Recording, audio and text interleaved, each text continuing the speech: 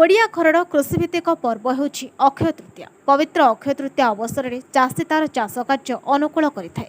ବିଜୁ କୃଷକ ଜନତା ଦଳ ପକ୍ଷରୁ ଆଠଗଡ଼ ବ୍ଲକ ଖୁଣ୍ଟକଣ୍ଟା ଗ୍ରାମରେ ଅକ୍ଷିମୁଠି ଅନୁକୂଳ କରିଛନ୍ତି କୃଷିମନ୍ତ୍ରୀ ରଣେନ୍ଦ୍ର ପ୍ରତାପ ସ୍ୱାଇଁ। ବହୁ ପୁରାଣ ଏହି ପରମ୍ପରାକୁ ବଜାୟ ରଖିବା ପାଇଁ ବହୁ ଆଡମ୍ବରରେ ଭୂମି ପୂଜନ ଅକ୍ଷିମୁଠି ଅନୁକୂଳ କରିଛନ୍ତି ରାଜା ସ୍ୱାଇଁ। ଆଜିର ଦିନରେ ଚାଷୀମାନଙ୍କୁ ଏମ୍ଏସ୍ପି ଦିଆଯିବା ପାଇଁ କୃଷିମନ୍ତ୍ରୀ କେନ୍ଦ୍ର ସରକାରଙ୍କ ପାଖରେ ଦାବି କରିଛନ୍ତି। ସବୁଠି ଗ୍ୟାରେଣ୍ଟି ଦେଉଥିବା ବେଳେ ଚାଷୀଙ୍କୁ ଏହି ଗ୍ୟାରେଣ୍ଟି ଦେଲେ ଆମେ ସଲାମ କରିବୁ ବୋଲି ରଣେନ୍ଦ୍ର ପ୍ରତାପ ସ୍ୱାଇଁ କହିଛନ୍ତି। ଆଠଗଡ଼ ଅଞ୍ଚଳରେ ରେଙ୍ଗାଲି ଦକ୍ଷିଣ କେନାଲ ଆସିବା ପରେ ଏବେ ଚାଷୀମାନେ ଦୋ ଫସଲି କରିବେ ବୋଲି ଦୃଢ଼ୋକ୍ତି କରିଛନ୍ତି। ଆଜ୍ଞା, ଆଜି ପବିତ୍ର ଦିନଟି ଅକ୍ଷିମୁଠି ଅନୁକୂଳ କଲେ କ'ଣ ରହିବ ଚାଷୀଙ୍କ ପାଇଁ କୃଷିମନ୍ତ୍ରୀଙ୍କ ବାର୍ତ୍ତା? ଜମିକୁ ଜଳ ଚାଷୀକୁ ବଳ ବିଜୁ ଜନତା ଦଳ। ଆଜି ଆମେ 14-15% ଯେତେବେଳେ ଜଳସେଚନ ବ୍ୟବସ୍ଥା ଥିଲା ତାକୁ ପାଖାପାଖି 65-70% ଆଜି ନବୀନ ପଟ୍ଟନାୟକ ଆଣି ପହଞ୍ଚାଇଛନ୍ତି। ତେଣୁ ଦୋ ଫସଲି ହବ, 3 ଫସଲି ହବ। ଚାଷୀ ମାନେ କୁ MSP ଦିଆଯାଉ। ମୁଁ ଆଜି ପବିତ୍ର ଦିବସରେ କେନ୍ଦ୍ର ସରକାରଙ୍କ ଠାରେ ଦାବି କରୁଛି ଯେ ସେମାନେ ଆଉ ଟାଳଟୁଳ ନୀତି କରନ୍ତୁ ନାହିଁ। ବହୁତ ହେଇଗଲା ବେଇମାନି। ଏ କାର୍ଯ୍ୟକ୍ରମ ମିନିମମ୍ ସପୋର୍ଟ ପ୍ରାଇସ୍ ଦେଲେ ଆମ ଚାଷୀ ପିଲା ତାଙ୍କର ଘର ତାଙ୍କର ବିଲ ମୁଣ୍ଡରେ ସେ ତାଙ୍କର ପଇସା ପାଇବେ।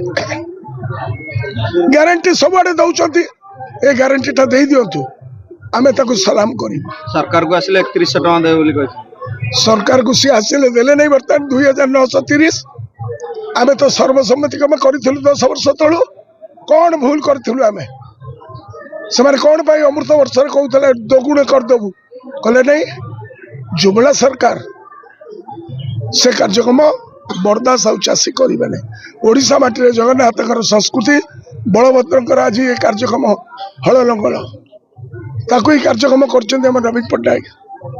13,000 କୋଟି ଟଙ୍କାର ବଜେଟ୍, ପ୍ରଥମ ସ୍ୱତନ୍ତ୍ର ବଜେଟ୍, ଆଜି ତା 25,000 କୋଟି ଟଙ୍କାରେ ପହଞ୍ଚିଛି।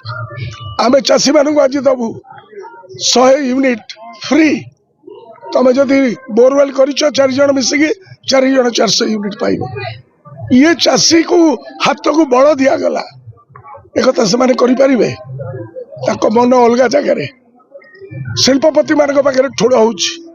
ଚାଷୀ ମାନଙ୍କୁ ନ୍ୟାୟ ଦେବାର ବ୍ୟବସ୍ଥା କେବେ କରିନାହାନ୍ତି।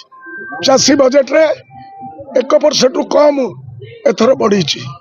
ଆମ ରାଜ୍ୟରେ ଆମେ 20% ବଢେଇଛୁ। ଇଏ ହେଲା ଡିଫରେନ୍ସ। এই ପରିଚୟ ନେଇକିନା ଆମେ ଯାଉଛୁ ଲୋକଙ୍କ ପାଖକୁ। ଜମିକୁ ଜଳ ଚାଷୀକୁ ବଳ ବିଜୁ ଜନତା ଦଳ। ଆଜି ଆଠଗଡ଼ରେ ଆପଣ ଚାଷୀ କି ଯଦି ଜଳ କଥା କହିବା କ'ଣ ବ୍ୟବସ୍ଥା କରିଛନ୍ତି ରଣେନ୍ଦ୍ର ଚୌଧୁରୀ? ରେଙ୍ଗାଲି ରାଇଟ୍ କେନାଲ ସଚଳ ଏବଂ ସକାମ ହେଇଛି। ଆପଣ ଯାଇ ବୁଲି ଆସନ୍ତୁ। ଏଇଠି ପରା, ଏଇଠି ଏଇଠି ଏଇ ଜାଗାରେ ତଳେ, ଆରି ତଳେ ତମେ ଯୋଉ ଠିଆ ହେଇଛ ତା ଭୂମି ତଳେ ପାଣି ଚାଲିଛି। ଏଇ ବିଲ ଉପରେ ଇଏ କେବେ ସ୍ୱପ୍ନ ଦେଖିଥିଲା? ମେଘ ଭାଇ ସେଇ କଥା ଗୀତ ବୋଲି କହୁଥିଲା। ଏଠି ଗାଁ ମେଘ ଭାଇ ପଚାର ଏ ଚାଷୀ ଭାଇକୁ, ସେ କହିଦେବେ ଜମିକୁ ଜଳ ଚାଷୀକୁ ବଳ କେମିତି ଦେଇଛନ୍ତି, କିଭଳି ଭାବରେ ହଉଛି ଏ କାର୍ଯ୍ୟକ୍ରମ। ପ୍ରଗତିର କାର୍ଯ୍ୟକ୍ରମକୁ ଆଠଗଡ଼ ମାଟିରେ, ଓଡ଼ିଶା ମାଟିରେ କେହି ରୋକିପାରିବନି। ମୋ ନାଁ ହେଉଛି ନୀଳମଣି ନାୟକ, ଘର ଖୁଣ୍ଟକଟା ପଞ୍ଚାୟତର। କ'ଣ କହିବେ ଆଜି ଆପଣଙ୍କ ପଞ୍ଚାୟତରେ ଅକ୍ଷିମୁଠି ଅନୁକୂଳ କଲେ ମନ୍ତ୍ରୀ? କ'ଣ ଆମ ପଞ୍ଚାୟତରେ ମନ୍ତ୍ରୀ ଯେଉଁ ଅକ୍ଷିମୁଠି ଅନୁକୂଳ କଲେ, ଇଏ ହେଉଛି ଗୋଟେ କୃଷକ ପର୍ବ। ପରମ୍ପରା ଅନୁସାରେ ବଡ଼ ସୌଭାଗ୍ୟର କଥା, ସେ ଆମ ପଞ୍ଚାୟତରେ ଆଜି ଅକ୍ଷିମୁଠି ଅନୁକୂଳ କରିଛନ୍ତି। ଅକ୍ଷିମୁଠି ଅନୁକୂଳ କରିବା ସହିତ ଯେଉଁ କଥା କୁହାହେଉଛି ଚାଷୀକୁ ବଳ ଜମିକୁ ଜଳ, ସେ ବ୍ୟବସ୍ଥା ମାନ୍ୟବର ମନ୍ତ୍ରୀ ନିଶ୍ଚିତ କରିଛନ୍ତି।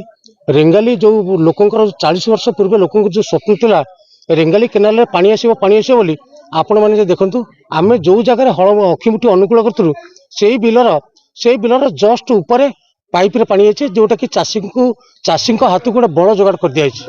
ଏବଂ ଦୋଫସଲି ଗୋଟିଏ ଫସଲ ଧାନ ପରେ ସେମାନେ ଅନ୍ୟ ଫସଲ କରିବାକୁ ଚାଷୀମାନଙ୍କ ହାତକୁ ବଳ ଯୋଗାଇ ଦିଆଗଲା। ଆଉ କ'ଣ ସବୁ କାର୍ଯ୍ୟକ୍ରମ ହେଇଛି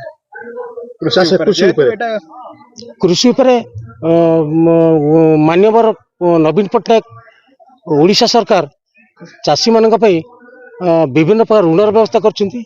ଏବେ ଗତକାଲି ଗୋଟେ ଖୁସିର ଖବର, ଯେଉଁ ଚାଷୀମାନେ ଲିଫ୍ଟ ପଏଣ୍ଟ କରିଛନ୍ତି ବା ଉଠା ଜଳସେଚନ ବ୍ୟବସ୍ଥା କରିଛନ୍ତି, ସେମାନଙ୍କୁ ଯେଉଁ କ୍ଲଷ୍ଟର ପଏଣ୍ଟ ସେମାନେ କରିଛନ୍ତି, ପ୍ରତି 4 ଜଣରେ ଗୋଟେ ଲେଖା କ୍ଲଷ୍ଟର ହେଇଛି, ସେ ଚାଷୀମାନଙ୍କୁ 100 ୟୁନିଟ୍ ଲେଖା ବିଜୁଳି ଫ୍ରି କରିଛନ୍ତି, ଯେଉଁଟାକି ଚାଷୀଙ୍କ ମନୋବଳକୁ ଆହୁରି ଦ୍ୱିଗୁଣିତ କରୁଛି ଚାଷ କାର୍ଯ୍ୟ କରିବାକୁ। ନିହାତି ଦିନେ ଆଗାମୀ ଦିନରେ ଚାଷ ଭଲ ହବ ବୋଲି ନିଶ୍ଚିତ ଭାବରେ ଚାଷ ଭଲ ହବ। ମୁଁ ହେଉଛି ଜଣେ ଅବସରପ୍ରାପ୍ତ ଶିକ୍ଷକ, ତଥାପି ଚାଷ କରିବା ମୋର ପେଶା। ମୁଁ ଚାଷ କରେ।